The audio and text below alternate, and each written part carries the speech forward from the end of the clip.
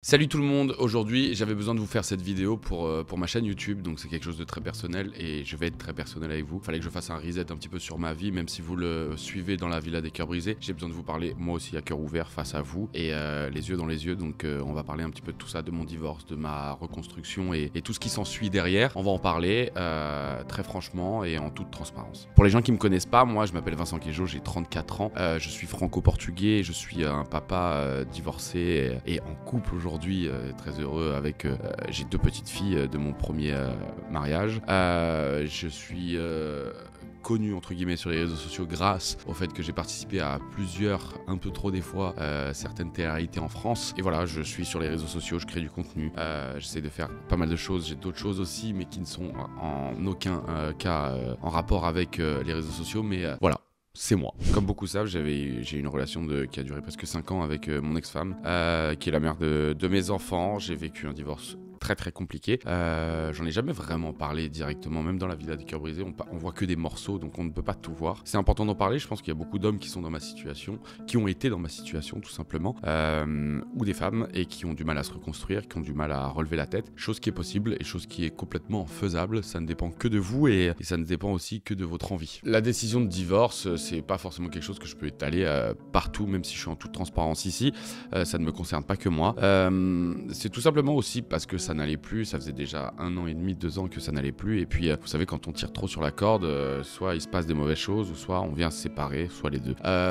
Pour le coup, nous on s'est séparés et on a décidé de vivre en étant heureux chacun de son côté plutôt que malheureux ensemble, et c'est aujourd'hui une formule qui marche très bien, parce que du coup, certes, j'ai abandonné le rêve que j'avais plus jeune d'avoir qu'un mariage, mais au détriment d'être heureux dans ma vie aujourd'hui. Donc j'ai compris que c'était ça le plus important, c'est de pas toujours être très à cheval sur les valeurs qu'on nous a inculquées. C'est vrai que chez nous les Portugais, le divorce c'est pas quelque chose qu'on m'a forcément appris ou qu'on m'a forcément j'ai pas été éduqué là-dedans, donc du coup voilà, maintenant j'ai compris que les générations changent malheureusement, il faut savoir vivre avec son temps, et le divorce fait partie de nos vies malheureusement, mais on peut le surmonter, ça c'est une certitude. Je pense que moi mon divorce m'a permis de me donner un nouvel élan à ma vie, un nouveau départ, et je pense que c'était la seule solution, c'était celle solution qui s'offrait à moi, ou celle de rester dans un couple, dans une vie de famille, où je n'étais pas heureux dans mon couple. Donc je pense que j'ai choisi la bonne solution, voilà. C'est soit vous restez dans quelque chose qui vous rend pas heureux, ou soit vous en sortez et vous allez peut-être avoir une nouvelle vie qui est bien plus plaisante et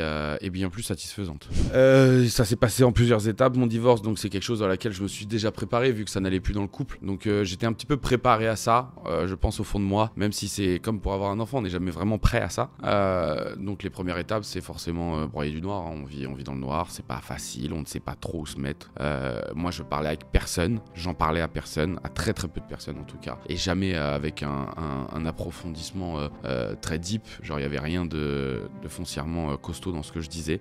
Donc je me suis mis tout seul dans ma bulle pour surmonter ça tout seul, et ça m'a fait du bien. J'ai commencé du coup quand mes enfants étaient à l'école, et du coup cette fois-ci j'ai commencé le sport, je me suis trouvé des activités, je me suis fait des nouveaux amis, j'ai fait de nouvelles rencontres. Le sport, je pense que le sport m'a donné une hygiène de vie, m'a donné regout au fait de plaire, m'a donné regout à tout simplement je rencontrais des gens grâce au fait d'aller à la salle de sport. Donc c'était vraiment juste génialissime, et c'est ce qui m'a permis de relever la tête très rapidement. Le sport, ça a été important aussi dans je pense, mon regain de confiance, tout simplement, parce que c'est vrai que j'avais complètement perdu confiance en moi les 2 dernières années de ma relation. J'avais plus confiance en moi, je ne me plaisais plus, j'avais plus l'impression de plaire, c'était compliqué, c'était quelque chose que je n'avais jamais vécu et que j'ai vécu, et c'était pas facile du tout. Le reflet de mon apparence me plaisait plus. J'ai toujours été quelqu'un qui avait énormément confiance en moi, et là pour le coup j'en manquais cruellement. Je ne voulais pas sortir dehors, je ne voulais pas me montrer, je voulais pas forcément m'habiller, j'avais plus envie, j'avais plus de goût à quoi que ce soit, si ce n'est au fait d'être un bon papa. Il y avait personne qui était au courant à cette époque que j'étais très malheureux, que j'étais au fond du seau en fait. Je pense que j'avais besoin de faire cette vidéo et en même temps cette chaîne YouTube, parce que c'est moi en fait, j'ai envie de parler de tout, j'ai envie d'être très franc et très transparent, j'aime pas le politiquement correct, donc je pense que ça fait juste du bien de parler. Je pense que aussi j'ai compris qu'il y a des gens qui nous suivent et il y a des gens qui m'ont suivi il y a 12 ans pour Secret Story et qui aujourd'hui me suivent encore et ils ont grandi avec moi. Donc ils ont vécu peut-être même les mêmes étapes que moi en étant papa, en étant maman, en divorçant, en se mariant. Et je pense que c'est bien de pouvoir en parler, que tout le monde...